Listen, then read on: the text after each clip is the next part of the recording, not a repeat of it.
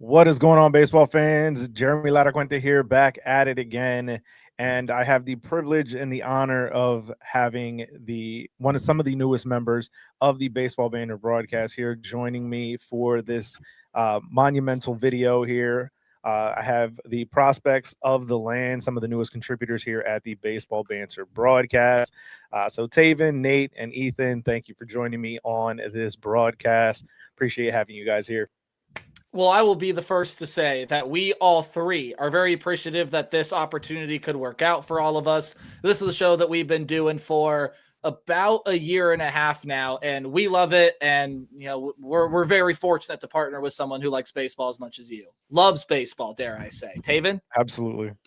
Yeah, 100%. Yeah, great being able to come into the baseball, banner broadcast world. Like Nate said, been doing the show for about a year and a half now, me and him. So it's just been fun to talk some prospects, and we're gonna get into some Cleveland Guardians offseason stuff today. And it's fun to have Ethan on as well. And thank you. I'm just honored to be a part of this with Taven and Nate, prospects of the land. It's been great to get involved with you, and glad I could be a part of it. And Jeremy as well.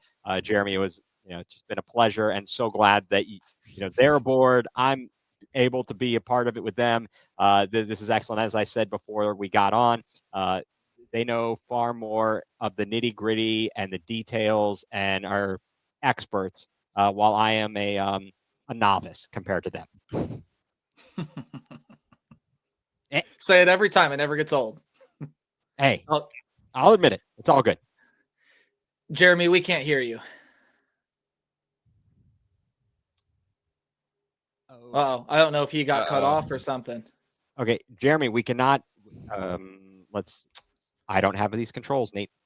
I don't either. This is what happens with a live show. So, well, that's the fun of the live show. Oh yeah, it's always the fun of the live show. So I guess you know what. When these things happen, one thing that you can really honestly say, do it live. Yeah. We'll do it live. We'll do it live. Don't write it, and we'll do it live. I think we've got attention here. It's always nice doing it live. We'll see if Jeremy can get on here. You hear me now? Yes, we there can. We go. Okay. I know you just had your whole spiel, so I'll give you the floor here in a second and make sure all your technology is okay. But we always like to start this show with how are we? Taven, how are you? High school football is done for you finally. Yeah, doing good. High school football ended. Went to 4 of the 7 state championship games over at Tom Benson Hall of Fame Stadium. So that was fun. Got to check some good games. Well, they were games. I mean, all 7 were blowouts. The closest game of the entire weekend was 14-point. Olentangy Orange, right? Differential, the D1 matchup of Olentangy Orange and St. Xavier. They brought a fair amount of people from being, from Cincinnati and a Columbus team, but nonetheless, just fun to be out there, fun to see the state championship winners. And it's just been a fun week of football in general. Got to see Indiana beat Ohio State yesterday, so that was also great as well. Boo. We'll move past that. That's a different podcast. Ethan. I'm doing well. Despite all of the L's that we are seeing in Cleveland, we get to be here tonight and talk about a franchise that, although frustrating, has been a model of consistency, and it's something to look forward to. Again, it's frustrating, but something to look forward to. But I am doing well. Thank you so much for asking. Obviously, the last 24 hours have been a bit rough here. Cavs, Browns, Buckeyes, all stink, but that's okay. We are here tonight, and we are talking Guardians. We're not going to let that ruin our fun. No, absolutely not. And I'm doing well myself. Got a birthday to celebrate tomorrow. So there we go. Number is happy birthday. Mine. Oh, it mine. Is. Oh. Number's 23. Sorry, I got to put it up right. 23. 2-3. Oh, happy birthday. Are you going to go to Chi-Chi's? Can we do the happy birthday song? Happy birthday. Happy Jeremy, how are you? I'm doing well. Obviously, having you guys aboard the Baseball Banter Broadcast has been a pleasure to have you. And tonight we have a fun episode. So tonight we're going to be taking the reins, taking control over the Guardians franchise for 2026, trying to make them into a World Series winner, something that has not happened since 1948. So, definitely a fun activity we have built in for this particular episode. Now, some of the ground rules that we had to follow for this build of this offseason plan are as follows. So, we had to put a plan that was financially realistic. All positions must be filled out, meaning every starter of the 9 in the batting lineup, as well as your 5 starters, a closer. And then you can mix and match how many relievers and bench guys you have, but it has to equal a total of 26 players. If you're going to make any trades, they must be realistic in both the financial components and the trade package. And personnel changes are allowed, so you can make coaching changes, but obviously, again, must be realistic coaching changes. And the opening day injuries had to be accounted for going in with this plan. So obviously, a lot that has to be followed, but trying to keep it as realistic as possible here as we go through. And so I'm interested to see what you guys think of my plan at the end here, but I want to hear from the actual fans of the Guardians, kind of how you would go about revamping this team for a potential World Series run in 2026. So I think that we're going to sit here and we're going to kind of talk about a lot of the ways that we would like this team to vamp up. And then I have a spreadsheet. We'll share that on screen in just a minute. But I think we should, Taylor, if you want to share that now, I think you have the tab still up. This is just quite simply the Guardians offseason outlook. All right.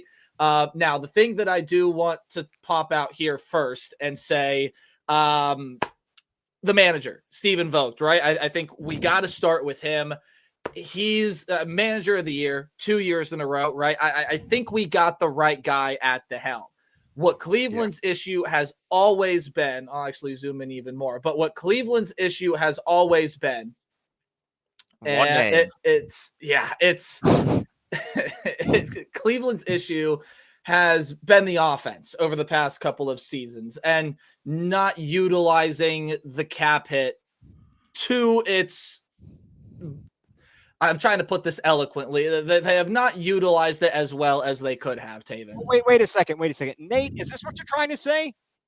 I do not have the money. Okay? Well, that would be what this guy has to say about it, Paul Dolan. That's the word we were going with instead of offense here. Okay. Okay. I didn't know where you were going, but Taven, it's been Paul Dolan not being able to shell out the money. So we'll talk about ways that he can do that here in this video, but we got to start with a positive here. This guy, even the best of the best managers are going to get their criticisms, and the game 1 lineup in the wild card series, it was not favorable, but you can't argue with back-to-back manager of the year. Yeah, you said it, right? Back-to-back manager of the year. I do think he makes questionable decisions at times. I think we saw that in the postseason. I think he went through a span of bad stretches, and it's not like Vogt. Looking back on it, Jonathan Rodriguez in right field, horrible move. I've griped about it nonstop. I think that was terrible. And arguably that lost you game 1 in a sense, because if he doesn't boot that ball, or if he doesn't boot that ball in the outfield, it's a tie game, and who knows what happens from there. Yeah, Tarek Skubal, one of the greatest pitchers, in my opinion, ever. He's on the mound, so it wasn't promising to begin with, but that's just moves like that. But like you said, the right man doesn't have the money to work with, like Dodgers or Yankees or obviously any of these teams. In fact, I think the Guardians sit 27th or 26th in all of baseball in their payroll. So obviously as low as you could possibly go, at least in the bottom 5 for cap room. So, yeah, he does what he can. He develops these young guys really, really well. I think we've seen that. He's slid guys into roles coming out from AAA, and I think he's done a good job at that. So, obviously, got the right man at the wheel, and that's where it's got to start. And Ethan, with the president of baseball operations, Chris Antonetti. We know this team does not sign a lot. However, with what Antonetti has been able to work with over the past few years, the trades, for the most part, have been pretty good. And the talent development has been pretty solid. So as far as the baseball operations goes, this franchise is pretty well set up. Yeah, absolutely. I think so. And, you talked about the trades and them working out for the most part. Are you guys upset, or were you crying about the Josh Naylor deal? Nope. I wasn't, yet some people were, because I felt like where maybe he got better as a hitter in because first we traded him to Arizona, right? And then he ended up in Seattle. He got traded to Seattle. He became a better hitter, and that wasn't happening here. And maybe that's a problem. He looked awful in the playoffs, not this past postseason, but the season before, whiffing at pitches with his stupid helmet flying off every time he swung and missed. Okay. It just exacerbated and made you want to tear your own hair out. How bad he looked against off-speed pitches, a breaking ball, whatever it was, he was terrible. Also, he was extremely out of shape. And apparently they were trying to talk to him about that, and he wanted none of it. So, I mean, seemed like he needed a change of scenery. Yet everybody cries about these things, and it's like, I really think Antonetti, for the most part, as you said, Nate, has done a very, very good job in his acquisitions, especially with the limited fundage. So let's look at the statement that Chris Antonetti made just right after the season happened. He said, quote, "We want to score more runs, and they're optimistic that they're going to be able to do that." Now, in one sense, we'll discuss that here. But another thing that he came out and said was they're going to explore external options. They already have one very small signing on the books. We'll talk about that later. But they believe yet again that they are in for no big spending. So I think we definitely should be taking that into consideration when we do this, but that doesn't mean that that possibility is not open. Just because they believe it doesn't mean that it's going to happen. However, it seems like, Taven, this is going to be another broken record year, right? The Guardians never go out and spend money. They always try to develop what they have. Looks like we're in for another one of that. Yeah, like you said, I mean, the expectations anymore they're done. Like, I don't get my hopes up at all. I mean, my expectations are a re-sign of, the best cheerleader in the game and one of the best defensive catchers in the game, and Austin Hedges, and you'll go out and get a bullpen guy that'll contribute. You'll go out and get a Jacob Junis, but I mean, you're not going to ever go out and sign an all-star, guy that's going to hit 280. It seems like, right? And I see a lot of people gripe at Antonetti. What do you want the guy to do? I mean, he's working with like a 70. He's handcuffed. Is He's it handcuffed. Completely. What do we know the number? Is it we'll get the number here in a minute. It's around 70-71. Yeah. And anyway, and we'll get that number in a minute. Yeah.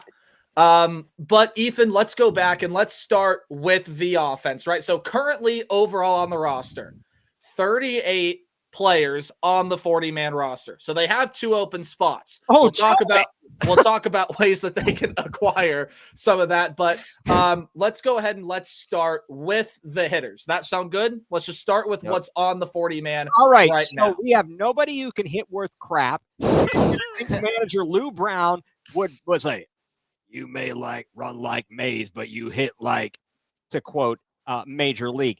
We had two of our regular players in the lineup last year that hit above 250. Two.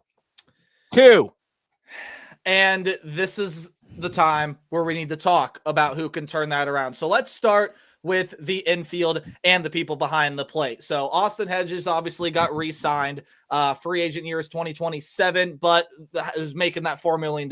He got brought back on a 2-year deal that is going to – or 1 or 2 year deal that is just going to make him, again, like Taven said, that cheerleader, the locker room guy, always brings the good energy. Bo Naylor has started to show some signs, and now the interesting thing with David Fry is he was able to hit last year. Because of his injury, he couldn't play the field. So now you're going to start to see David Fry get into that catching regiment, and I would find it very hard to believe that, and we'll talk about prospects later, but Taven, I'd find it very hard to believe that the catchers I just find it hard to believe that the catcher position is going to be fluid for the Guardians next year. Yeah, I believe what's on the screen is probably what's going to be with us. If you ask me catcher position, I think your MVP is written all over that. Cooper Engel, right? I think you got to slide that guy in there eventually. But if you look at it, there's no spot. You re-sign Hedges, and I mean, you have Fry, who can now play the field, and again, Bo Naylor, who I'm not a big fan of, but I mean, he's on the roster, he's under contract. He's going to play, right? Somebody they drafted very high. And again, he's had progression. And I mean, he ended the year on a really great note. I mean, the month of September for Bo Naylor was absolutely unreal. He can carry that into next year. Okay, now we have a catcher. But there's just no room for Cooper Ingle on this roster. You look at Ingle's stats from the AAA, yes, all day written all over him. The dude's a major league player, but at the moment, there's no room for him in that catching room, it seems like. And as far as the infield goes, you got Manzo, John Kenzie, Kafis.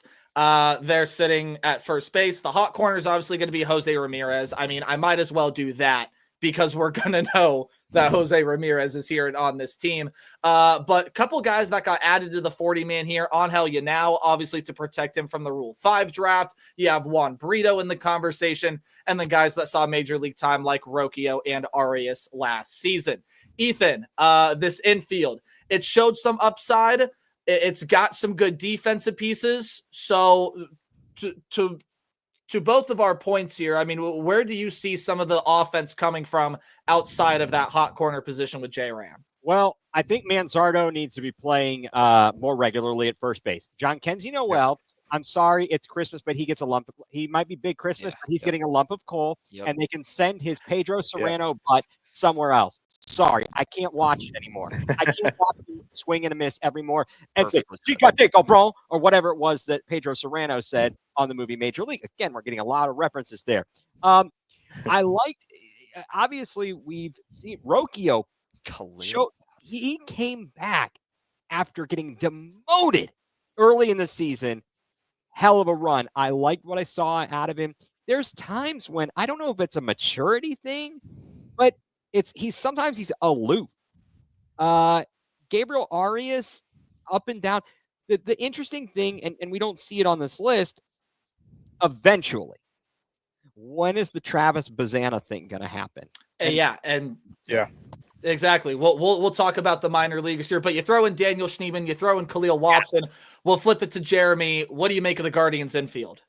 So what I found very interesting, and just kind of piggybacking on Ethan's point, was when Rocchio was called back up, you saw kind of a different player, right? And we've seen sometimes where these guys that have, certain natural talents that can kind of, almost get lazy in the field, right? As a Yankee fan, seeing Robinson Cano kind of take it super easy at times. We saw the same thing with Gleyber Torres for many years, where they can kind of just have those lapses, just not having that sense of urgency. But, you did see a different player, and especially at the plate when he came back.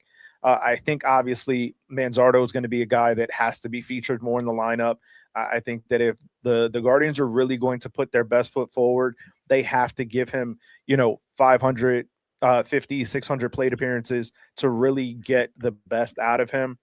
Obviously, this was a former top prospect, and for a reason. So you have to be able to develop that guy.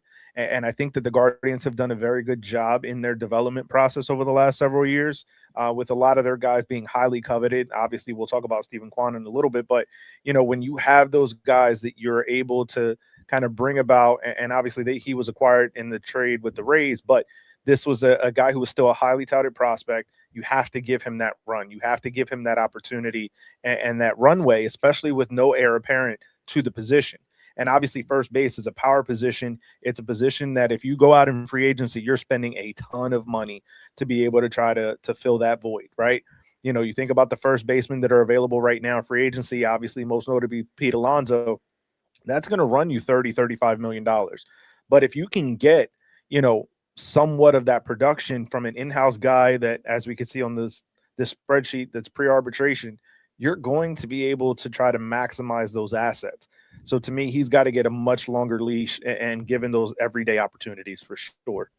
And I'm sorry to jump in, but to piggyback on that, Jeremy's thought about everyday opportunities. Guys, are we going to talk about Stephen Vogt's strategy of the lefty-righty thing? I think absolutely we'll get to that. Okay. Right now, I want to dive on into the outfield here. And yeah, this is where things can get pretty, I'll just pull everything up, but I'll add the outfield. So this is where things can get pretty interesting pretty fast for this team because, okay, look, we obviously know where Stephen Kwan is going to play.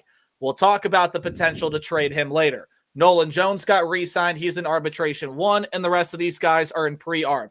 George Valera showed a lot last year. Angel Martinez, I thought, was good in the field when you gave him the opportunity. Then you sit there with Jonathan Rodriguez, Petey Halpin, who got very little time, and then Chase DeLauder, who obviously made his debut in the postseason. A lot of people think he's going to be a good player if he can stay healthy and if he develops. Taven, we'll start here with you. I mean, Stephen Kwan in left, we know that. You got to fill center. You got to fill right. And I would probably look and say, okay, Martinez can play center and Valera can play right. And then you can rotate some of these other guys out. But with the money you're paying Nolan Jones, you're probably going to see more time from him. He didn't perform much last year. What do you make of the outfield group? Yeah, I think the biggest thing I would say that sticks out and probably the most disgusting is that two of our top, I would say, 5 highest paid guys are Austin Hedges and Nolan Jones, who I don't think hit for a combined 180 if you added their batting averages. So that's obviously problem one. But yeah, you said it. Kwan's in left. And then it really gets down to whoever you kind of want to slide in there. I mean, Valera, Martinez, Halpin also all time, and I thought they were all pretty solid for what they were given games wise. Petey Halpin didn't get a lot, right? We know that he kind of reminded me of a 2022 Will Brennan season. They brought him up kind of through the playoff run, and he did good for what he had. I mean, I think he played solid for when he was in. So you have him, and then I like what Angel was able to do. I have no clue what's happening with my LED lights at the moment. Dude, it's a party. All right. Ethan, your thoughts on the outfield while Taven fixes his rave lights? No, Again, I know there's a rave going on there, and that's awesome. Nolan Jones was benefiting apparently from the thinner air at elevation in Colorado to bring that clown back. He stinks. Okay, what happened to the vortex in right field that we had not last year but the year before? That disappeared suddenly. I like Petey Halpin. I like his speed. I want him out there, and I want him making plays. I want him getting on base. We have got to get guys who set the table. It can't just be Kwan all the time. It can't just be Jose. I would like to see more of Petey Halpin. Get the heck out of here, Nolan Jones. I don't care how much you make. It's not that much, relatively speaking. I'm done with you, okay? I got no more use for you. I like the idea. We saw some good things out of Valera in a limited role. And Chase DeLauder, if he can stay healthy, it is a lot of potential there. I like that. J-Rod, meh. And Angel Martinez, I think he's got some moments too. We've got some okay stuff out there, but who is going to be the consistent, everyday fielder and produce at the plate? Obviously, we had Miles Straw before. Hell of a defensive center fielder. Couldn't hit worth crap. So who's it going to be? Which guy can we count on? Yeah. Jeremy, the outfield. So obviously, you kind of build that outfield, as you already said, kind of built around Stephen Kwan. If it were me, I'm not moving him, right? Obviously, we know that, the Guardians financially are in a smaller market, so that dollar crunch is a lot bigger, right, than in some of the other larger markets. But if you trade away Stephen Kwan, are you really going to get the value back that can help your team as much as what he can give you? No. Right? So moving him to me just isn't the right fit for a team in the Guardians that has a legitimate shot of running back and grabbing the hold of the division again in 2026. Even as presently constructed, even if they add nothing else to this team, they still have a legitimate chance, especially in a American League Central division that is going to be up for grabs between them and the Tigers. And the Tigers right now don't know what they're doing with Tarek Skubal. So you have to try to take advantage and maximize this window. Plus, you have arguably, underrated is probably not the right word, but overlooked in superstar MVP caliber player every single year in Jose Ramirez, right? So if you're going to maximize this window where he and Stephen Kwan can be the biggest 1-2 punch in potentially any lineup in baseball, right, outside of the Dodgers, you look at this opportunity, you have to build around this team.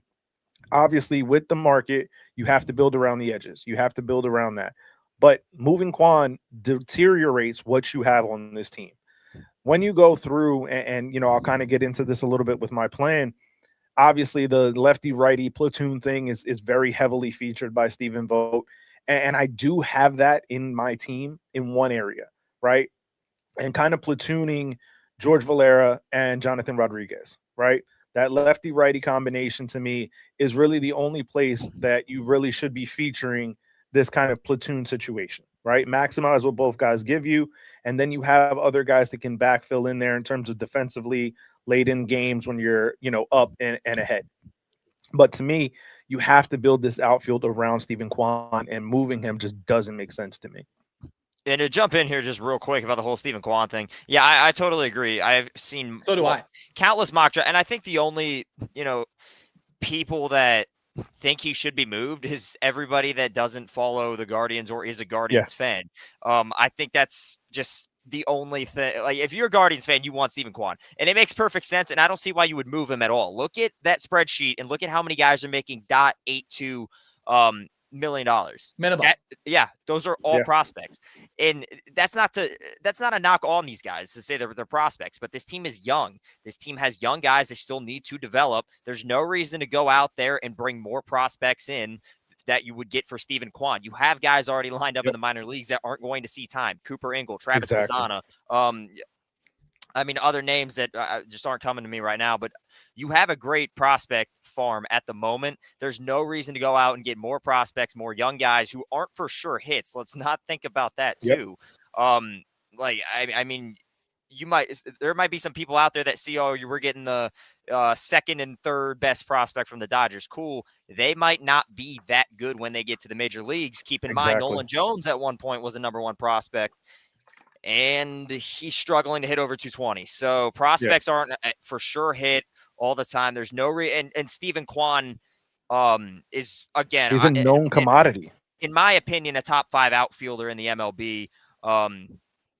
A definite all-star. We know that. Gold Glove, I would say probably he's definitely top 3 best fielders in the league. So, to put all that into a prospect and hope that he turns out to be Kwan just to get him cheaper for 3 or 4 years, that's way too big of a risk. You can't do it. You got to roll with your all-star. And I'm not saying Kwan's going to make $30 million. He's going to want paid. Don't get that wrong. But again, a Major League Baseball team and an owner should be able to dish out that amount of money to pay a superstar when nobody else is making money on this team. And I know it sounds dumb, but that's the conversation we have to have, because this team does not spend money. It should. I'm sorry to jump in here. I hope it's okay. But the fact of the matter is, we have seen this group, and we have such a great farm system and developing these guys. I think for Kwan to get even better, which is kind of bad because it makes his value go up, you know what I'm saying, is we can't let him get worn out by the end of the season. He's handling it all himself at the top of the lineup. By the end of the year, he's just a kind of a skeleton of his former self. And to add to that, look, we can't let him do everything at the top of the lineup. Okay, you remember a couple years ago when he was down with some injury, you had Tyler Freeman, you had Will Brennan. Those guys were stepping into the leadoff role, and they were hitting well. You need someone to be able to do that, maybe not in the leadoff role, but in the 2-hole. If you throw Daniel Schneemann in there, or you throw Angel Martinez and permanently fix him at that 2-hole, maybe – you throw in, I don't know. Those are probably the 2 guys that I would throw in there to be that 2-hole hitter. But you got to have more production at the top of the lineup besides Kwan and Ramirez. And I like Rocchio as that 9-hole hitter, because I think the 9-to-1 trend is starting to become a much bigger thing in Major League Baseball. You want that flip around 9-to-1. Right. And what I wonder is, if we talk about our glory years here, maybe before your glory years, fellas, not you, Jeremy, you and I, we have the glory years. But when you're talking about the top of the order, and you would think about it for the Cleveland Indians, and you think about Kenny Lofton and Omar Vizquel, or Kenny Lofton and Robbie Alomar, a 1-2 punch. You get them on, you set the table for power hitters. We also need to talk about getting a stinking power hitter. I need a 30-plus home run guy, and not, Ramirez, he tries mightily, but I don't want it. I need a cleanup hitter. I need a cleanup hitter. And so I know I'm kind of going off the rails here a little bit, but that another point to the outfield and platooning or not platooning and the lefty-righty combo. What the hell are we doing with guys not batting every day? Are you good enough or not? Can you hit a left-handed pitcher? Can you hit a right-handed pitcher? If you're a good enough hitter, you're in the lineup every stinking day like Jose Ramirez. And I think that, Jeremy, I really want to get your opinion on that, because me and Taven have battled this out so many times before. This is the interesting situation this team is in. They're young. They're trying to develop all of these guys at the same time, yet they need some consistency. So maybe previewing your plan a little bit, how do you get that? Yeah, I think one of the interesting things to me, and kind of piggybacking on what Ethan said, was, when the Guardians, the Indians at the time, had those glory years, there was a level of consistency. You knew who was batting 1, 2, 3, 4, 5, 6 in that lineup every single day. And obviously with analytics, we've kind of gotten to a point, and sometimes overkill, in my opinion, with this platoon situation, right? You're maximizing a guy's strengths, but you're also then trying to hide his weaknesses, right? That's the thought process. But at that point, think about how many lefty hitters become inept against lefty pitchers because they don't see them, right? So I think back, as a Yankee fan, watching Paul O'Neill, right? An Ohio guy. When he was with the Reds, they didn't let him face left-handed pitching. So he was deemed, a guy who couldn't hit left-handed pitching. He goes to the Yankees, he starts playing every day and starts mashing against lefty hitters, right? The opportunity of playing every single day allows players to grow and develop their skill set. They grow and develop their talent. And to me, being able to have those guys be consistent, get those 600 plus plate appearances, that's how you get the best out of your players. Now, obviously, not every player is going to be of the same caliber. Not every player is going to be of the same strengths. That's where the platoon situation maximizes itself. But you also have to give those guys an opportunity to learn and to grow and to be able to develop that talent, especially at a smaller market team where you can't go out and just buy a guy who fits the need and the profile of what you're looking for. For me, this lineup has arguably the best gift in being able to place a number 2 hitter between two guys that are so dynamic and consistent. You know what Steven Kwan's going to do at the top of that order. You know what Jose Ramirez is going to do. So you can fit in a guy who may be a lesser of a hitter right now, right? But he can grow and develop with 600 plate appearances between Kwan and Ramirez. You put somebody behind Ramirez who is obviously you're going to pitch around Ramirez to get to this number 4 hitter. So if you can get yourself a legitimate, hit power hitter, as Ethan said, to hit in that cleanup spot, now you've lengthened your lineup in a much more consistent way than you have in many, many years. And I think anybody that you put in that 2 or the 4 hole, nobody is scared of him yet. Like, nobody is scared when Angel Martinez steps to the plate. Nobody is terrified when you see Kyle Manzardo step up there. And even for as good as George Valera was for a short time, I mean, people aren't going to be scared of the young guy that had 50 plate appearances in the majors. It's just not going to happen. Let's move over to the pitching side of things. And if we know the Guardians organization, we know they are a pitching factory and they pump these guys out like nobody's business. So let's start with the starting rotation. You obviously see everything over here, but let's start with the starting rotation. Tanner Bybee obviously has the biggest contract out of anybody on this pitching staff. You know he's going to be there. Gavin Williams has been sensational in moments, especially when he's on. Slade Ciccone, same thing. Parker Messick, same thing. Really came along at the end of last year.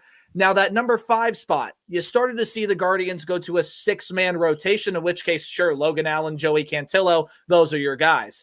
Doug Nikhazy had a debut last year. That went sideways, and he never saw time again. Daniel Espino, highly valued prospect. He's on the 40-man. If he can stay healthy, okay, we got something. And then 2 guys they wanted to protect from the Rule 5 draft who are very highly touted, Yorman Gomez, Austin Peterson. But I really want to focus on the first 6 or 7 guys up there on that list because, Taven, we know that Espino, Gomez, Peterson, they're probably not going to start on this 26-man roster at the beginning of the year. So these top guys here, we have them all for a while. You see everybody but Tanner Bybee is in pre-arb, and Bybee is signed until 2031.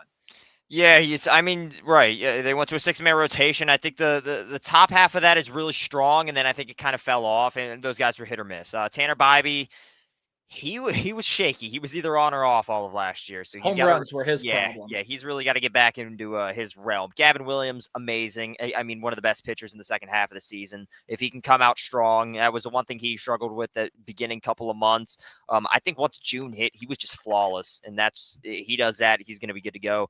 Slade Ciccone, loved what he had last year. Looked at his stats coming over. Obviously, he was the return in the Josh Naylor trade. You saw the 6 ERA, got a little scared. He settled into his realm, and I think we really worked with him, and that's what the Guardians do. They take pitchers that maybe not maybe give up the long ball too much or hits or whatever it may be. I think they really worked with him, and I think Slade had a great year last year. Messick brought him up, I want to say, in August of last year. He was slid in phenomenally. And then Logan Allen and Cantillo, I think, are kind of the same person. I mean, could come out of the bullpen. They're going to be hit or miss, but I think a solid, number 5 starter out of that rotation. The young guys, like you mentioned, I don't think you're going to see a lot of time. Nikhazy came up last year, really struggled, went back down to AAA, somehow struggled even more. So that was a little bit concerning. Had high hopes for him. Espino's always hurt, so I'm not. It's harsh, but I'm not counting on him until I see him up there. And then Yorman Gomez and Austin Peterson have been on absolute fire the past couple years. Yorman Gomez, my Cy Young in the minor leagues. Austin Peterson, your guy. He was yours last year. Had a great year. So, yeah, those two guys going to be great to watch in Columbus. Don't think they get a lot of major league time. Knock on wood, there's no injuries. Obviously, you would see them with something like that happening. Those, in my opinion, would be the next guys up. But, yeah, starting lineup, I think, really strong. Ethan. Yeah, I mean, obviously, as you mentioned, Nate, just to reiterate, certainly pitching has been a strong suit for the Guardians and their farm system. They have done very well. Certainly, it appears that actually the ace of the staff is not, in fact, Tanner Bybee. It appears to be Gavin Williams. And I think that's actually psychologically might be better for Bybee. Even though he's getting paid the most, he needs to not be counted on as the ace of the staff. He did struggle a lot. He struggled mightily last year, although he did have, I'm looking at the stats here, 2 complete games. He did have 2 complete games. And there's the upside. Yeah, he has nights. But you look at Bybee, Williams, Ciccone, very, very happy with them. You have a guy like Logan Allen. He's been up and down and shaky and this, that, and the other. Joey Cantillo, you've seen some signs from him.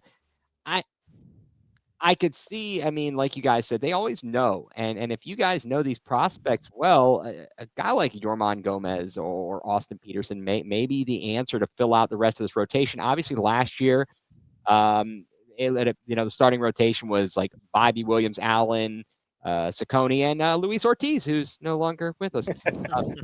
So it's a point. The arrow is pointing up here. I think whatever they do, they will get it right. But Williams has to be your number 1. I definitely love Ciccone, and Bybee definitely has good stuff. Just got to get his nerves or his head out of his rear end, and you get him through those first few innings without giving up a stupid home run, and you're going to be all right. But that certainly was a bit of a boo-boo for him. I think I've said my piece on the starting rotation, so we'll let Mr. Lara Quente take this one. Yeah, I mean, the Guardians have been known to be a pitching factory. I mean, you go back to Cliff Lee, Corey Kluber. I mean, this is a pitching factory of an organization. So I very much believe in whatever the 5-man rotation that they go with, or 6-man if that's what they decide they want to go with.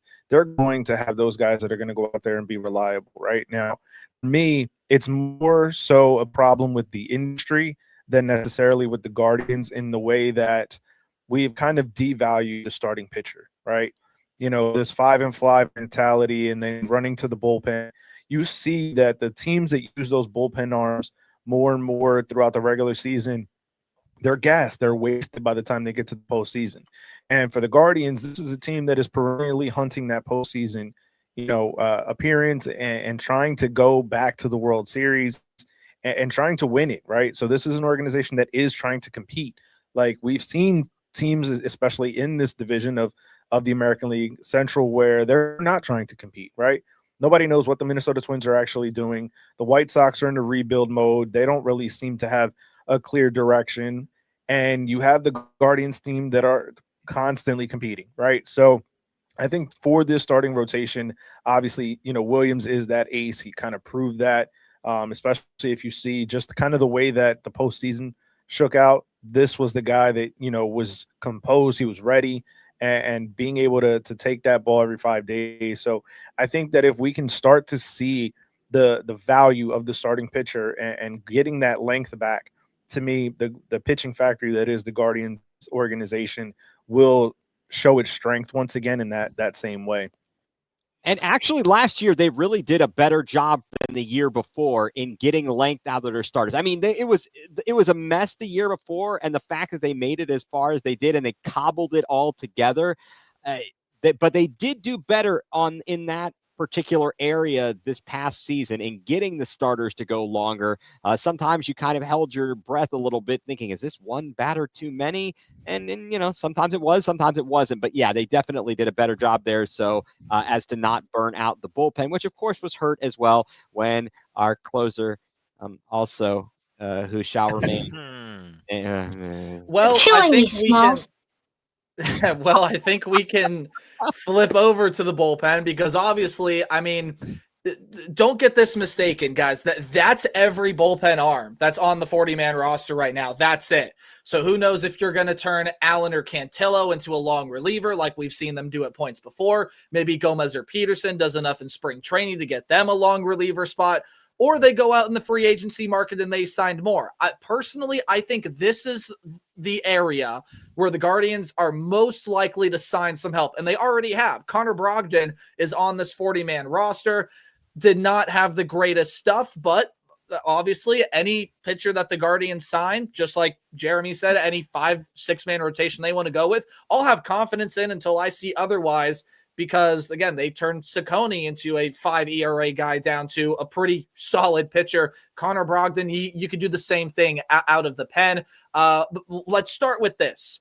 Are we all in agreement that even without Emmanuel Clase, and the dead cap will definitely hurt this team because of how little money they spend, Cade Smith has got everything necessary to be a good closer for this team, if not one of the best in the American League?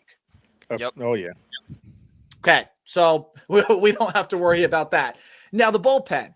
I'm starting to have some concerns because there were moments where Hunter Gaddis and Tim Herron were not great. Eric Sabrowski was battling injury. Andrew Walters was out for the entire year. And who knows what's going to go on with Franco Aleman. Again, just another guy that is sitting there like a Espino, always with the injury bug. So there are very few known commodities in this bullpen. You have no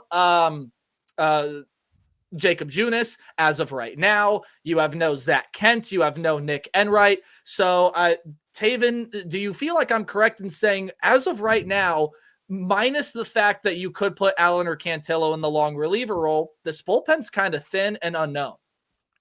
Yeah, I would say thin. I don't know about unknown. I mean, we've seen a lot of these guys. If you look at what we lost, I really don't think we lost anything from this bullpen. I think you just kind of trim the fat, and that's why it looks a little empty. Obviously, Clase, but with the exception of him, you lost Zach Kent, who was not good.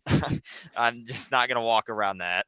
And then Junis was really inconsistent, and then same with Enright. So you didn't really lose a big piece there. Now, bringing back Festa, don't agree with it, but I guess you do need an arm. So I guess that could be a I have two arms. Yeah, that's true. And I think you can find a AAA arm to replace him with ease. But I think what's even more disgusting is that he's making more money than Cade Smith. I don't know how that one makes sense, but it somehow does. If you go down, though, I mean, yeah, everybody was kind of inconsistent. But when these guys are on, they're on. I mean, Hunter Gaddis, one of the best in the game, I still think, in my opinion. Tim Herron struggled last year, but we know what he's capable of.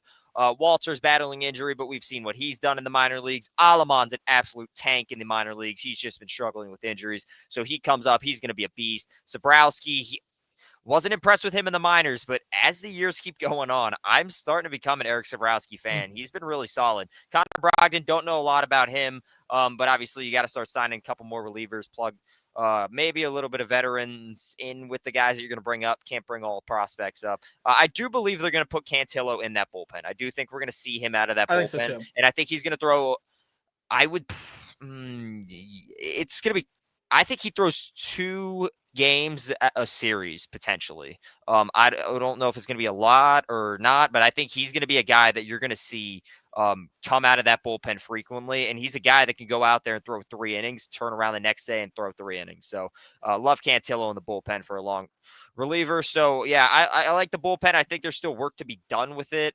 But from what you lost to Class A, I think you do have enough to where it's still a top 5 bullpen in baseball.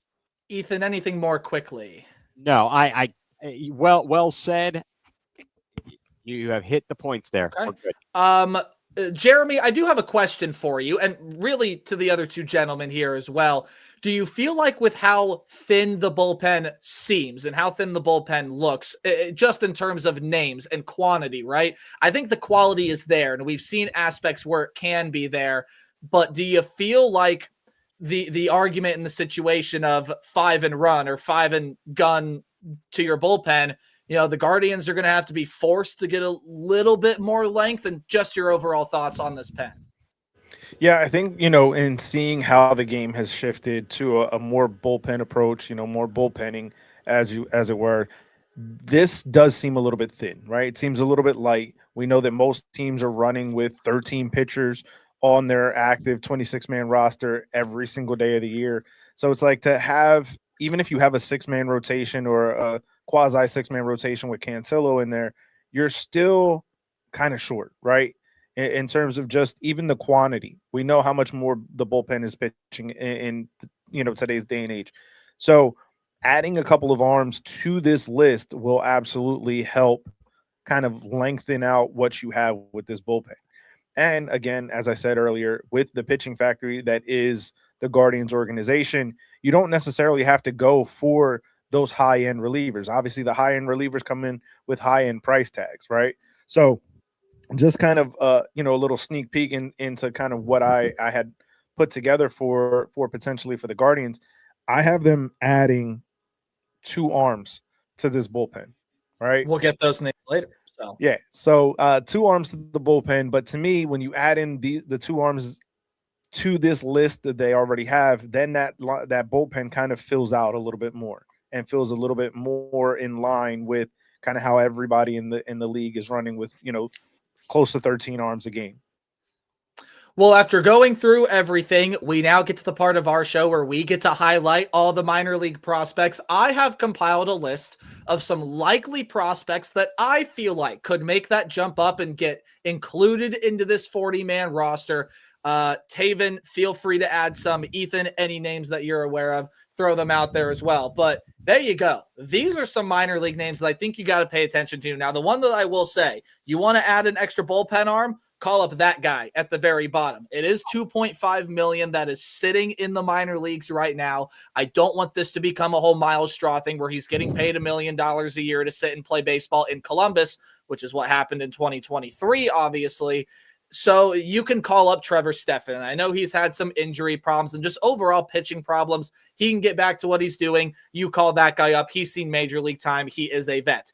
Everyone else on this list is 26 or younger, a ton of starting pitching that I think, you can easily see their debut this year. And obviously the Travis Bazzana conversation. Ralphie Velasquez is a guy that exploded last year. He could continue to jump up the list. Milan Tolentino developed that power in Columbus last year. He continues to keep that up. You might give him a try in the cleanup or the 5-hole spot in the major leagues. And then obviously the catching position, right? Cooper Engel, Cody Huff. There are a lot of guys that are on this 40-man roster that could get a shot as well. Angel Yanao is a big one. Khalil Watson did just get added there as well. Some others on there. So Taven, we'll throw it to my original POTL co-host. What do you think about the list? And are there any names you're at or anyone that you're pretty curious about? Yeah, I mean, most of those names on that list, maybe not most, but I mean, there's a couple guys on there that are at risk Wednesday in the Rule 5 draft of being taken. Mm-hmm. So we also got to remember that too. Milan being the big one. Yeah, exactly. But I mean, like you said, the pitchers, Aaron Davenport, my guy, love that dude. I think it was between him or Peterson for that last 40-man roster spot. They gave it to Peterson. I would have to agree just off of last year, but I think Davenport's right there with him. Ryan Webb, another guy, older guy. We thought he was going to get taken last year. He didn't. Potentially could be gone by Wednesday. But again, him and Nikhazy, they've been strong starting arms in Columbus. So even if you need a bullpen arm, Webb's come out of the bullpen in Columbus as well. So a guy that can definitely get it done. Stefan, like you mentioned, obviously, he was at the top of his game before he unfortunately went down with Tommy John surgery. Lampy, he struggled with the bat. So maybe not Lampy. Again, a great defensive guy in the field. He can hit for average, but never really going to get you over 230. And then obviously you got guys like Ralphie, younger dude, hasn't seen time at Columbus yet, so maybe not this year. But again, my MVP, he's been killing it. Travis Pizzana, we're going to see him sometime this year. It's just a matter of when and where. I believe second base, so I think Rocchio is going to have to slide over to short. And then that brings up, again, the platoon situation because you have Gabriel Arias and Brian Rocchio as well. You want to get Travis Pizzana his reps. So I think those three guys are going to be within those two spots all year once they end up making that move. And then, again, two good catchers on this list with Cody Huff and Cooper Engel. There's not room, in my opinion. You have your three catchers at the moment. Two of them can't really hit, but you're going with them. So with what you have working right now, there's no room for them. I'm not saying that's what I would do. I would make that change, and I wouldn't have re-signed Hedges. Obviously, I'm not in the driver's seat for this team, and Cooper Engel would be slotted into that spot. But at the moment, that's not how things are, and I think Engel spends all year in AAA. With those guys being healthy and under contracts. So. Well, I mean, I really don't have much more to say. I'm very curious to see what Jeremy has worked up here, and I feel like all three as the fans should give an input. Really quickly, though, Taven, you can take this away for right now. We might come back to it later. But what I do want to ask is just and I know we've already said we don't feel like Stephen Kwan should be traded. If he gets put on the trade block and the Guardians are actively shopping him, I want back a major league talent. I'm not dealing with this whole prospect stuff, okay? Like Taven's point, they could work out, they could not. And, I mean, still having the spreadsheet in front of me, I mean, you're looking at all these guys you're still trying to develop on the 40-man roster. CJ Kafis, Juan Brito, Angel Yanao, Khalil Watson, to a point, John Kenzie Noel, Daniel Schneemann, Jonathan Rodriguez. You move to the outfield.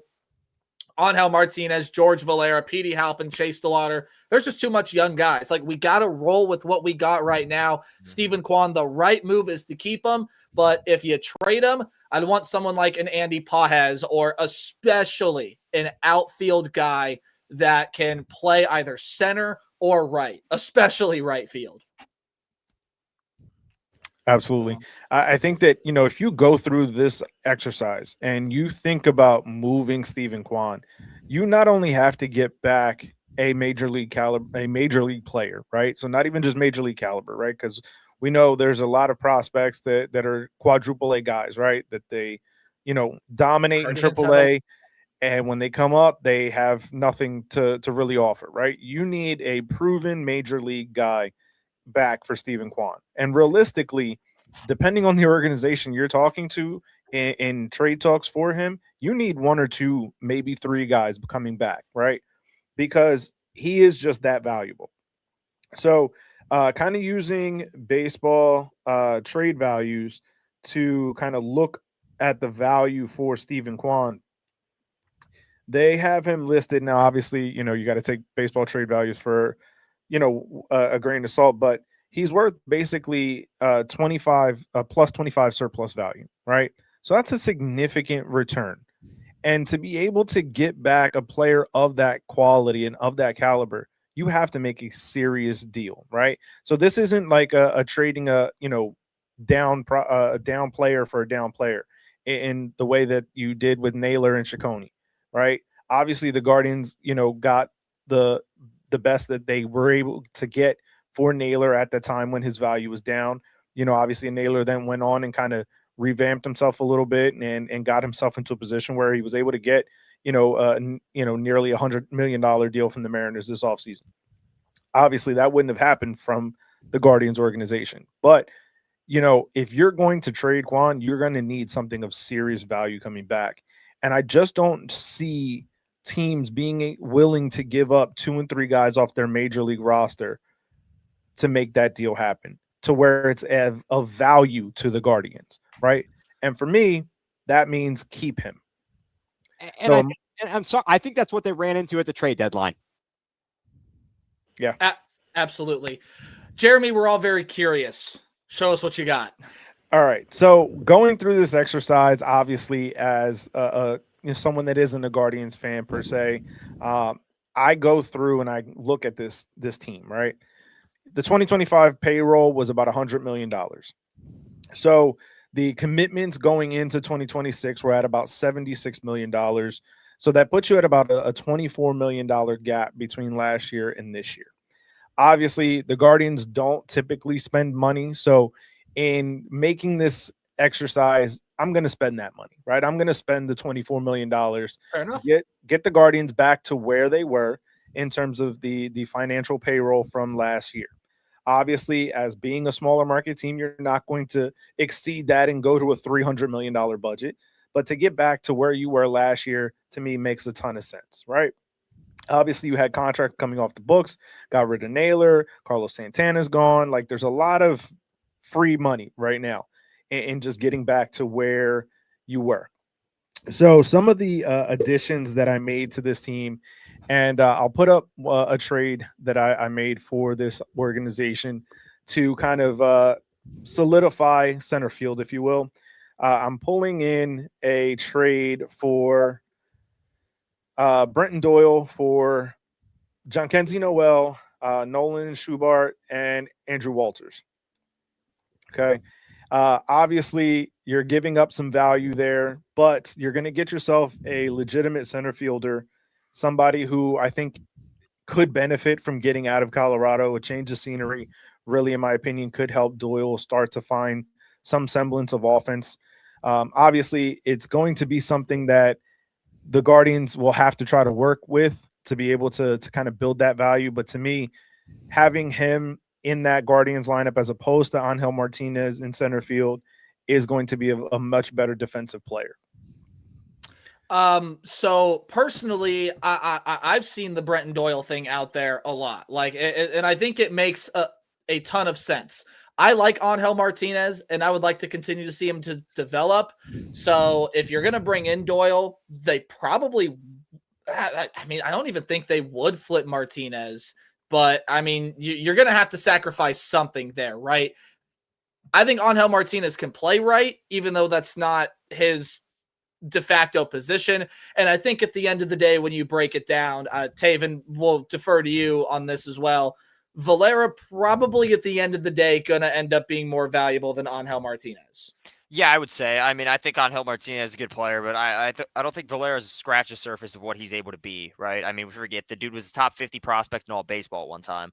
Got struck with some injuries, didn't play his best brand of baseball after, but he's gotten back to what he was, and I think we really saw it in the playoff series. Another guy we got to think about, Chase DeLauder. You're going to have to plug him in somewhere as well. So, in my opinion, there's absolutely no room for Noel or Rodriguez. Don't really give a lot to this lineup, if anything at all anymore. So yeah, Doyle, another guy. I mean, he hits 230, 15 home runs last year. So if he's able to get that up, yeah, I could see him being the center fielder over a guy like Angel Martinez, who's either really hot or really off. I mean, it seems like Martinez is one of these guys where he'll have a great month of June, and then July he'll kind of slow down. So yeah, I wouldn't be opposed to it whatsoever. Yeah, I hear they've got a really great guy in Colorado running things now, and he likes guys who get in trouble for getting massages or something. So, maybe we could trade him some coupons for a free massage from a quarterback, and that would work for us, right, guys? No comment. One thing that I will say, Jeremy, with that is I noticed the Andrew Walters piece in there. I would love to flip that out with a different major league caliber guy that's seen major league time. I'm thinking like an Eric Sobrowski. And even if you want someone that hasn't seen much major league time, go with Franco Aleman or Trevor Stephan, who is currently in the minors. I would personally like to keep Andrew Walters as a guy. But the deal overall, you get an experienced fielder in here. No, for sure. And honestly, you could flip in terms of the value, according to baseball trade values, Sobrowski or Walters. I just kind of flipped a coin essentially between the Would two. love Sobrowski. So yeah, so either one fits and works in the deal. And then the other moves that I was making is because you're going to need some arms in this bullpen, just the way that things have kind of shaken out. So I'm adding two guys. I'm adding in Sean Newcomb and Hobie Milner. So both are coming in at basically 1.5 million for Newcomb on a 3-year deal. So it'll be about 4.5 total, but 1.5 per year. And for Milner, you're bringing him in on a $3 million deal. So 2 lefties added to the bullpen, kind of round out, because you have a ton of right-handers that are dominant in that bullpen right now. And being able to kind of have some extra help for Herron would be something where he's not going to be overtaxed, right? Having a couple of other lefties in there, to me, it just makes a ton of sense. Now, the other part of what I'm going to do is I'm looking for DH, right? So this is where I kind of went back and forth, just given the financial components of it all. You can go the cheaper option of bringing in a guy like Miguel Andujar, right? Andujar on essentially like a $3.5-4 million deal could be that guy you could plug into the DH role. It'd be a right-handed bat.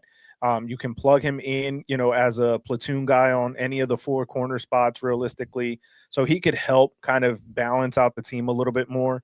But with a guy that was recently DFA'd or released and kind of floating out there on the market, who I think would be a better cleanup hitter, a better DH candidate for the Guardians, is going out and getting an Adolis Garcia, right? We know a few years ago, this was a guy who was a dominant player, had a down year last year. But I think if you plug him in behind Jose Ramirez in that cleanup spot, this could absolutely be a guy who could bounce back in a big way. Obviously it's going to cost a little bit more. So that'll be about a $10 million deal. So adding in the $10 million from Garcia plus the, $3 million for Milner and the 1.5 for the Sean Newcomb deal, you're getting a little bit less than that 100 million. So you're still not quite at what that level was, but you're adding some significant pieces that can help kind of round out the team in a big way. And now we're speaking my language with Adolis Garcia. I think especially adding a bat like that, someone with a bona fide power. And we've seen what Garcia, he did in the World Series Yes, he did. For all sake. So being able to add a guy like that, and I think you're right, Jeremy, he's not being looked at as a guy right now that has a ton of value or is that valuable because of the down year he had in Texas last year. I would know, I had him on the fantasy team. I was very disappointed with him. So being able to bring him into a Guardians uniform, I think would not only be good for him, it would keep him in a smaller-ish market. I know Texas is going to be a bigger market than Cleveland, but it's still not this massive market of New York or LA or Chicago or wherever else he might fit in. And with how young this team is as well, I mean, outside of Hedges, Fry, and Ramirez, everybody is under 30 years old. And I believe Garcia is close to that, but he's still on the younger side. Correct me if I'm wrong. So he's a guy that I would absolutely love to plug in here. You can switch around your DH, right? We're probably going to see Manzardo and Kafis and Fry in that role. Maybe a guy like Martinez or Rodriguez or Noel. It's too much movement, right? Let's solidify that spot, bring in a designated hitter. Plus, if you want to platoon him in the outfield, there's no shame in trying him out. So, and the other part of it for me real quick. Go ahead. One of the other parts for me with bringing in a guy like Garcia is giving George Valera the time to be the everyday right fielder, right? And if you're going to platoon him, you platoon him with Garcia so that it does not diminish the opportunity that he gets. So when I spoke earlier about having those consistent plate appearances, the 550, 600 at-bats, Valera was the guy that I really had in mind. I think that if you really give him the opportunity, you give him the run to be able to just go out there and say, hey, you're our guy in right field, right? You're not coming out of the game. You're not going to get, benched against a lefty. Like, you're the guy. Figure it out. This is a guy who I think can really find that opportunity when he knows he's not getting pulled because there's a lefty coming in. And if you're going to give him a day, You then easily plug in Garcia to that spot, and now you have that platoon if you want to platoon it that way. Fellas, I like it a lot. Yeah, I and like it a lot. like Jeremy said, I think another benefit of that is, I mean, Valera's going to be able to sit behind a guy like an Adolis Garcia, an older outfielder. Not to say Adolis is an older guy, but I mean he's been in the league for a fair amount of time now, and he's able to learn from a guy like that. And just have him and Stephen Kwan in the building at the same time. I like it. I love going out and getting a guy like Adolis Garcia. I don't want to do the whole like maybe spend $3 to $4 million to get Andujar. I think they need to go out and get a double-digit contract on the books. Now I know that's a big ask, but in hindsight, it really shouldn't be. Yep. If you own a major league team, you should be able to dish out a couple double-digit contracts, and I think that's a big one. I think what they might be. I think the Guardians are scared of doing that, and the only reason I say that is last couple contracts they've given out haven't necessarily gone well for them in the bats category. You saw Carlos Santana. They dealt him. I'm not saying he was a huge contract, but I want to say I think he was actually 10.5. So kind of same thing that we're saying. And then Josh Bell killed him. I think that still haunts them every night, and he didn't pan out at all. I know Ethan's got something to say, so we'll go to that. Well, no, I mean, yeah, we've seen it. If you recall, all the comments were after Edwin Encarnacion. Yeah. Enjoy it. I'm not going to be able to do this. That, my friends, is the biggest kick in the nuts that I've ever heard from a team owner who expects people to come out to the ballpark, basically like enjoy it while it lasts. Like, get the heck out of here. And we can put a pin in this, as you frequently will say to me, Nate, because I've got these ideas and I'm all over the place. But Ethan, we love your ideas. I know. No. First of all, we've had this whole thing with the television rights, and Jeremy, maybe you can expound upon this. The fact that last year, so we started out with this whole Diamond Sports thing. They went belly up, and the Guardians were one of the teams affected by that. Last year was kind of nice. I was able to get just the Guardians package. It was part of MLB, and watch it on CLE Guardians TV or whatever it was. And now it's like ESPN is kind of going to be the home to that. It'll still be part of MLB, but it'll be home on ESPN.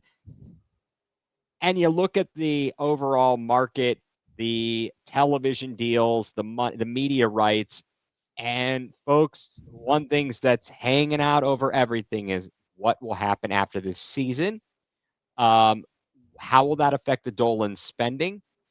How much longer are they in it with this team? When might they relinquish that? And I don't know if you guys we can put a pin in it, talk about it at a later time, whatever it is, but it's something that's hanging out there to be thought about and considered in all of this.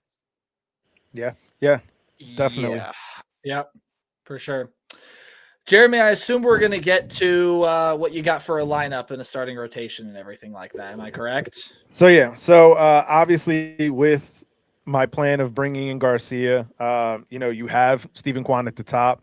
I put Valera in at second. I know that's two lefties back to back, but I just think that having him hit between Kwan and Ramirez is just obviously the best opportunity there for him. You have J Ram sitting there in the number 3 spot, Garcia behind him, and then obviously that's where you can kind of mix and match. Behind Garcia, I'd have Kyle Manzardo in my worked up lineup, and then you can kind of mix and match between Arias, Rocchio, and Bo Naylor to kind of round out the rest of the lineup. I would probably have a righty behind Manzardo, and then put Doyle in as the lefty behind that, just to kind of, I do like the lefty righty balance in the lineup. So that's kind of how I would shake out the lineup. The rotation, we kind of already touched on it. You have to have Gavin Williams as your ace. There's no doubt about it. The back end of the bullpen, you have Cade Smith as your closer, and you kind of work back from there, depending on the matchups, who you're playing, whether you feature more of the lefty arms coming out the pen, the righty arms. So that kind of is fluid, but you have to start it with Gavin Williams, and you have to close it out with Cade Smith. Yeah, absolutely. And again, Heron, Gaddis, Walters. Well, Walters would be gone in your scenario. I'll flip that to Sabrowski. So Walters, maybe Alamon comes up and the two guys that you added, mix and match, right? Pick the guy that's best for the situation. You need a long reliever. Cantillo's going to be right there for you as well. Yep. So I like it. Now, I think as part of our duty as Guardians fans is we need to gauge how realistic this is. Yeah. I think signing the two relievers well within contention, right? They obviously need the help in the pen. They need to add those guys. They need to add in 2 more people to the 40-man roster. And I just don't think that there are any other prospects ready enough to do that for them to add. So they need to add something externally. Taven, we'll start with you. It is not a critique of his plan because I love it, man. Yeah, if they can bring in Adolis Garcia, that would be awesome. And I just don't think that any of these big market teams are going to be going after him. And I don't think Texas is going to re-sign him. I think the Guardians have 2 options there. 3 options, actually. Miguel Andujar is the cheaper to the pessimistic view, more realistic option. But then if you want to go out and spend, and the Guardians and everything are looking, okay, we can shell out a little bit of money here. And you get Adolis Garcia. How realistic of a scenario do you see that being? So, I mean, just based off of what they've done in the past, right? And it's just not to get my hopes up. It's not likely. I hope that, I love it. I love Adolis Garcia. Obviously, I love it too. I want it to happen all day long. I just don't see it. I mean, I don't see them spending money in general, and that's just. I mean, I just look at trends, and the trend is Dolan hasn't done anything to compete. I think everybody else does a phenomenal job, and he is the only one that has not given this team the edge to actually succeed. So I would say not likely. I think they would take the Andujar route and cheap out and just get a couple relievers, roll what they have with the prospects at the moment. But yeah, I don't think it's high. I do want it to happen. Do not get me wrong. Adolis Garcia would be beautiful in this lineup.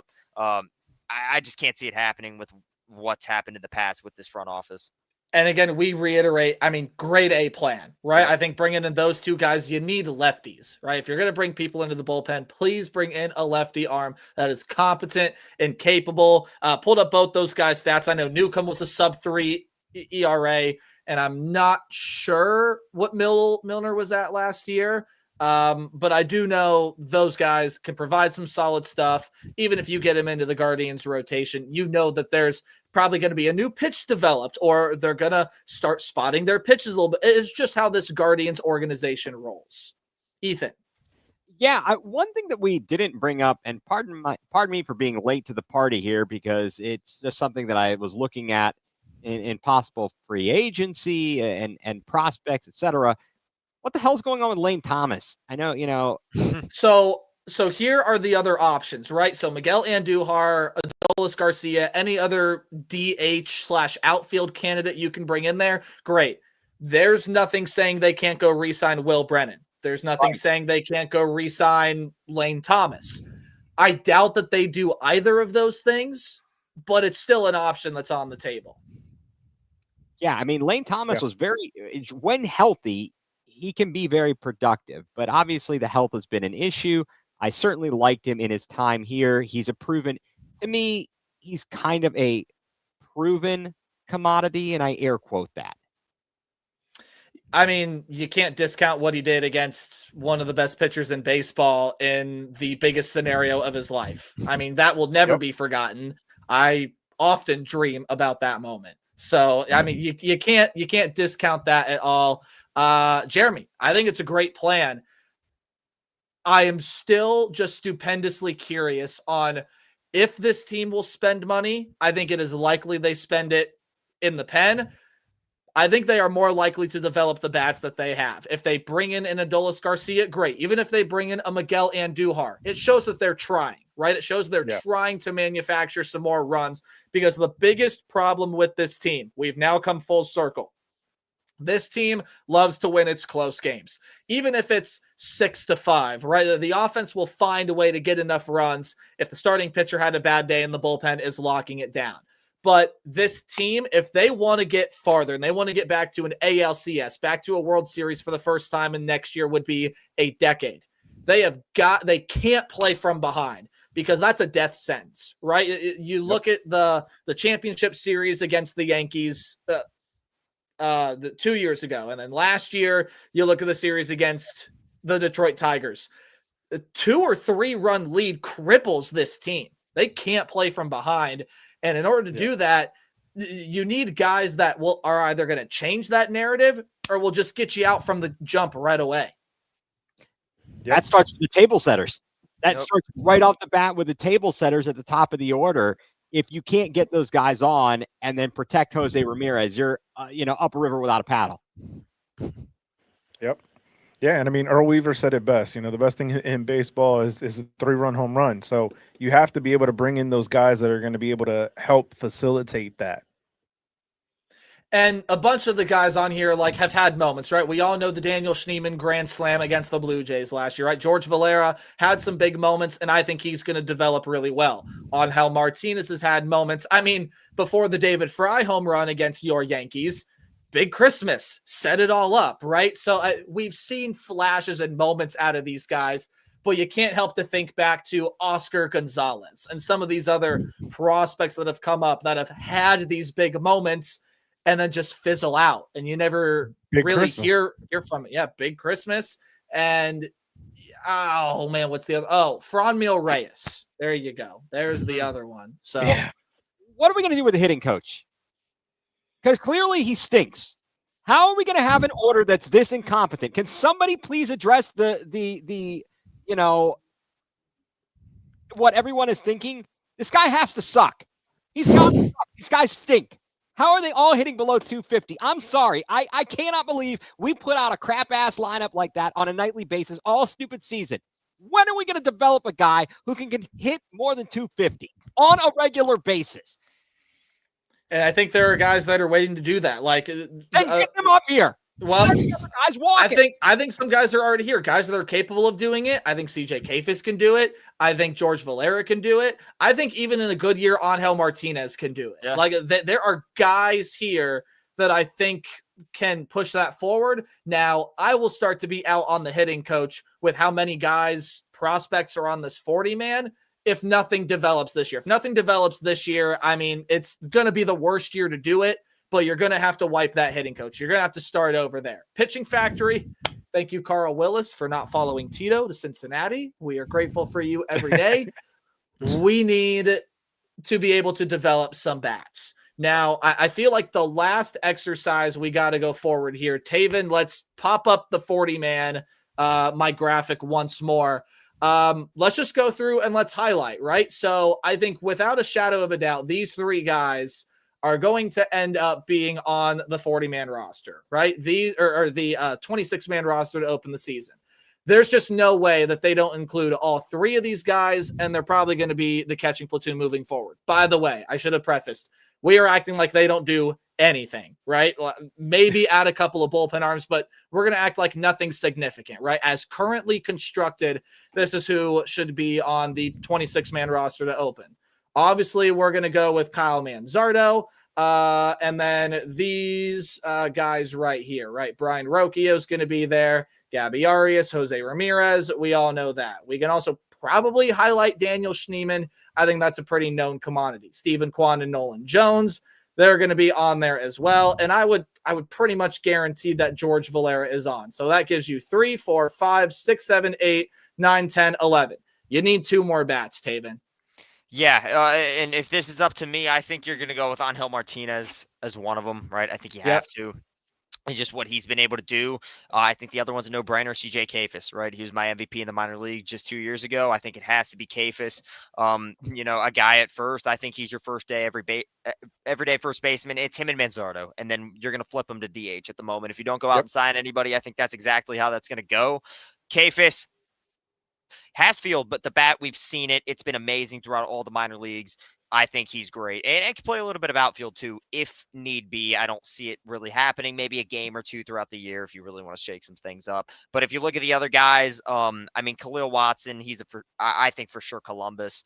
Didn't really have a standout year down there. And now didn't see AAA time, so I'm not going to be in the majors. Burrito was hurt last year. Noel Rodriguez couldn't hit. Seemed like really to save their lives over 150 last year. And then DeLauder, just not enough time, and I'd like to see him be healthy too. If there's another spot, it would be between him and Halpin. Halpin again, he did a great job last year with what he had to do with. I think he ran the bases incredibly well, played the outfield incredibly well. Still has some work to do with the bat. I think if he goes down to Columbus, he'll be the next guy up, him or DeLauder. So. Now, Jeremy, I have this question for you, right? As currently constructed, these are the 13 hitters that we feel like would get a spot on this 26-man team. If they bring in Adolis Garcia and Brenton Doyle, who's out? So for me, it would be moving off of Nolan Jones, right? I agree. Obviously, they brought him back, but to me, he's brought back because he was somebody that was a known commodity from what they had that was going to come in on a cheap contract if they weren't going to be able to do anything else. And to me, I would lose an arm in the bullpen to have the extra hitter, right? Okay. Just because while, yes, most teams have 13 arms in the pen, I think that you can get by with 12 good arms in the pen, and I would have that extra hitter in the lineup to be able to have those platoon spots, right? Because we've seen Angel Martinez be a guy that you can kind of move around a little bit and be able to put him in different places. Schneemann obviously plays all over the infield. So you have an opportunity where you can really solidify your left field and your center field, and then you can kind of use right field as a platoon. Like I said, I would give the run to Valera on an everyday basis, and then kind of use the DH spot with Garcia or kind of platoon him with Valera and kind of leave it that way, right? Give yourself the opportunity to be able to use guys as pinch runners, pinch hitters, in those late game scenarios when you're playing those tight games. But for me, I would have that extra position player as opposed to the pitchers, especially given how good the bullpen and the pitching factory is for the Guardians, especially if you're, potentially running with a 6-man rotation, you get rid of that 6th guy, right? So that would be Cantillo, obviously, in this scenario. But that, to me, would be the way to go with having the extra position player for this squad, especially with the fact that runs have been such a hard thing to come by. Having the extra potential bat, to be able to mix and match and platoon, because we know that they're going to still do that. So being able to have that extra bat in the lineup, to me, is the better advantage. Friends, I like what we see here. Yeah. I really do. I like this, and I agree with Jeremy's point. I would much rather have an extra bat here. And if Vogt is going to do this thing of platooning guys again, I think you're going to need that extra bat in lieu of another bullpen arm. And you can always add more help in the bullpen when the roster expands to 27 to 28 as the season goes along. So obviously, I think we all know these guys, as far as the bullpen or the starting pitching goes, are in, right? Bybee, Williams, Ciccone, Messick. What I am going to do arbitrarily is I am going to add 2 names down here.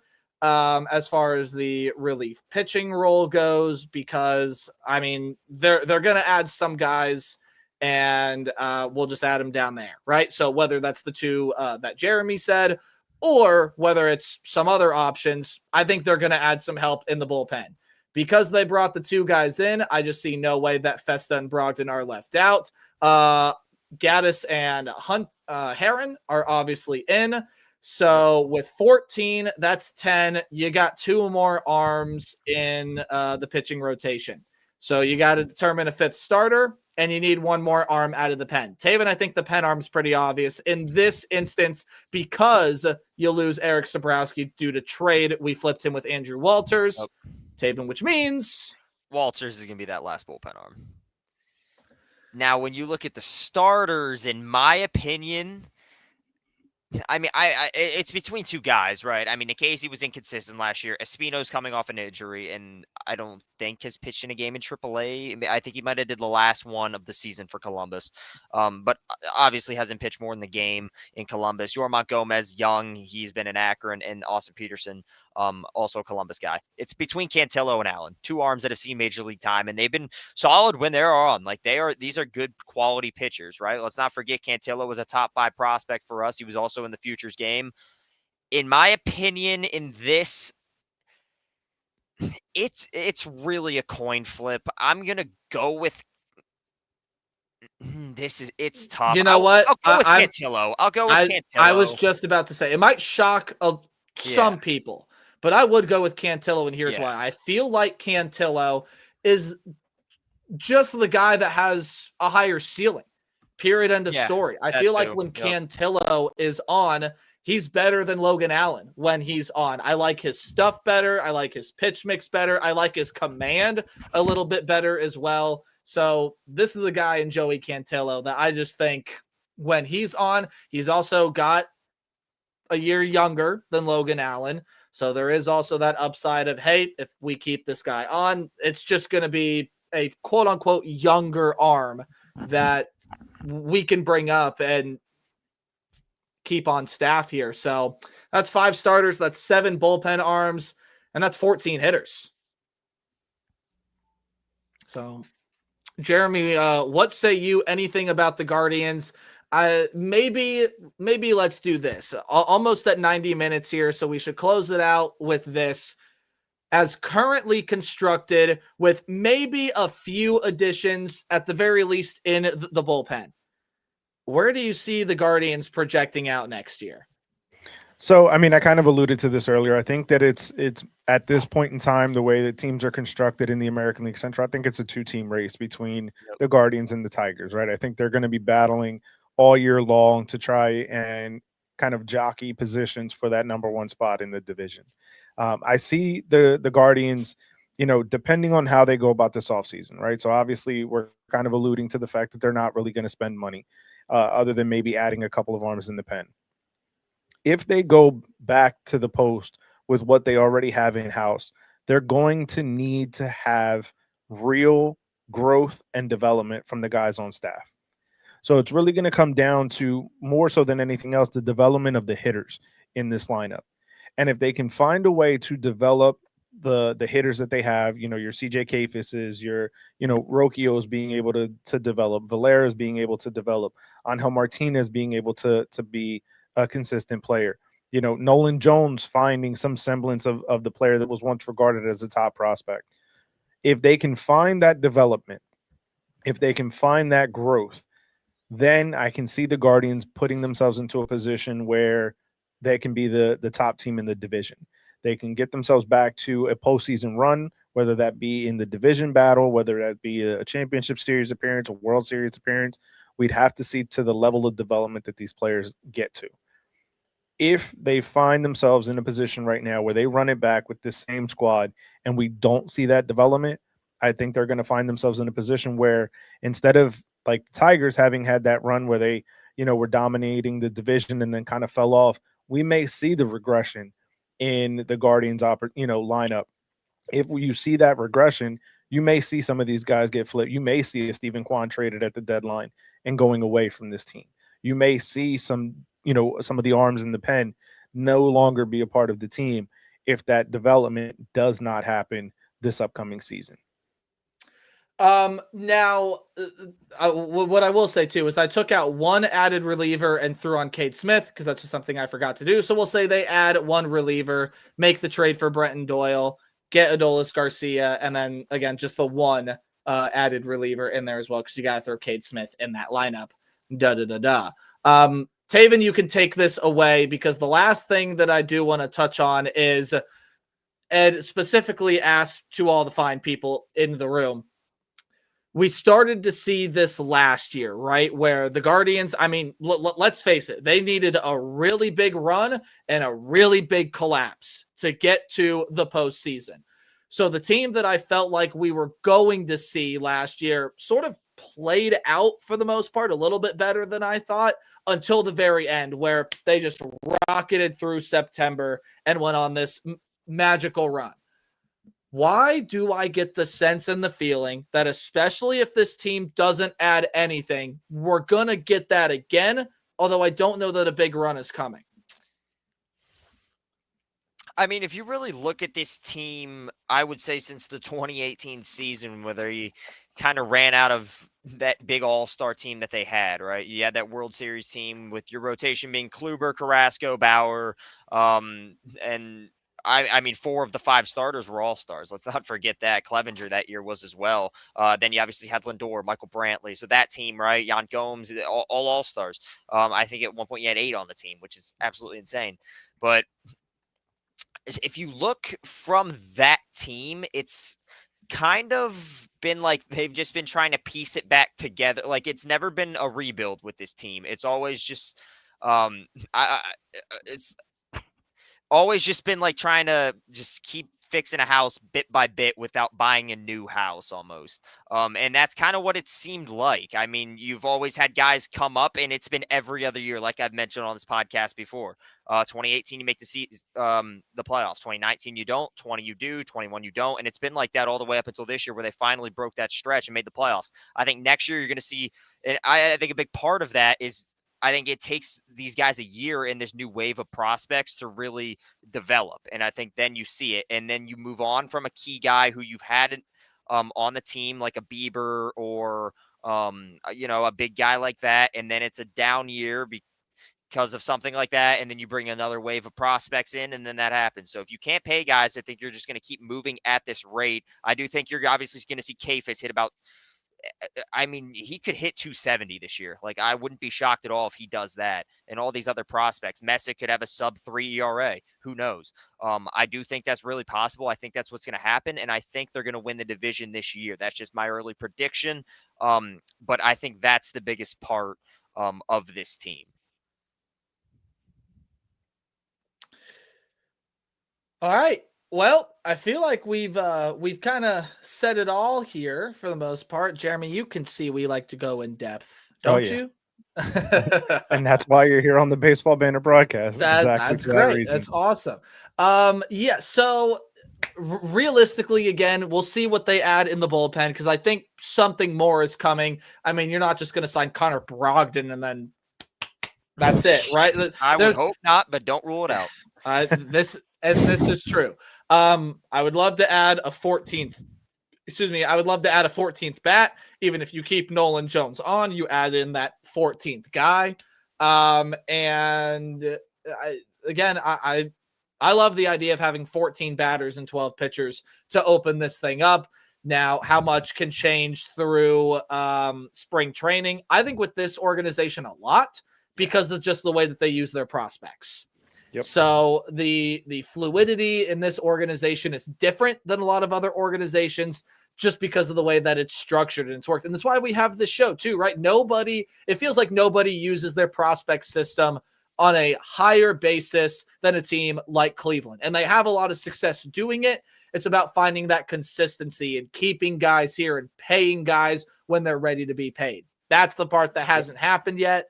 And hopefully that comes soon enough. But as far as 2026 goes, I like what I'm seeing out of Cleveland. Again, a lot of bright spots. If you can find that consistency and just the way and the nature of this organization, the way it's always been, they just simply find ways to win, right? They do the little things right. They run the bases well. Sure, the defensive errors in there are going to cost the team this bad game or that bad game, and the fans are going to blow up about it. Overall, throughout the course of the season, they play a good style of baseball. But in this day and age, you got to find that power. You got to find that consistency. And I think that's the biggest question for the Guardians entering 2026. Yep. Okay. Definitely Anything agree. else? Anything else, fellas? Perfect. Well, Taven, let me check viewership counts really fast. This is the fun part. We always got to thank the people watching. As far as those of you watching on Twitter, we appreciate the about 20 to 30 of you that were able to tune in on the YouTube. On the YouTubes currently, go away, recap, I don't care. On the YouTubes currently, about 3 to 5. So, hey, we appreciate everybody tuning in. Again, we know Sunday nights are always a little interesting for people, especially the people that may be watching the NFL right now. But hey, it's always important to get the Guardians preview, whether you watch this live, you're rewatching it. Thank you so much. Taven, you are the one that usually closes things out. So unless you got anything else to say, I do not. I mean, we've covered it all, man. Guardians, there's a reason this thing went over 90 minutes, right? Guardians are a very interesting team to discuss. Yeah, Yes, they for are. sure. Yes, they are. All right. Well, we usually close out with this. If you want to find anything else that I do, you can follow me at Tailgate829 on most social medias, peakofohio.com if you want to listen to all the stuff I do on radio and website. Taven, you, my man. Yeah, everything high school basketball related. Stark Sports coverage. Football season done. We're hitting hard with basketball, and it starts this week. So, have a lot of good teams in the area. Stark County, McKinley could make that state run this year. Hoover's gonna be good. Ethan Greenberg's Glen Oak Eagles. They're gonna be pretty solid this year. So, a lot of fun teams to watch. So, everything for that. Stark Sports coverage. That's high school basketball in the great state of Ohio. In the great state of Virginia, what does Ethan Greenberg have going on? All right, you can follow me on Twitter at egreen4325. I'll be doing more of my podcast, Going Nuclear, full-blown coverage of the land. Nate, you have been so kind as to join me here. We've got lots of things to go nuclear about for certain. Also, my room on Playback TV, Going Nuclear CLE. It's also my YouTube channel doing some Cavs alternate broadcasts. And I'm covering the Randolph-Macon College women's basketball program, Division III, and this is the 18th season of that. So certainly, if you get an opportunity, check out Randolph-Macon women's basketball. They are fantastic. Really enjoy doing that. And, of course, love joining you guys here for Baseball Banter Broadcast. And Jeremy on the Baseball Banter Broadcast. Tell the people about it. What else can I find people Obviously, to you look can forward to? continue to follow us here on YouTube. Make sure you hit that like and subscribe button, as it does truly help us continue to grow and build this baseball community. Hitting that bell for post notifications allows you to know each and every time we drop new content here. There's a ton of new contributors here on the Baseball Banter Broadcast. As you can see with the prospects of the land, we have a lot of different teams that we're covering. If you're not seeing coverage from your team the way you want to, reach out, because there may be a spot for you to join us here at the Baseball Banter Broadcast. You can find us across all social media platforms. We're basically filling out every single category as we possibly can here. So definitely keep it locked in here, as we have a ton of new content in the works on the way, and you're not going to want to miss any of it.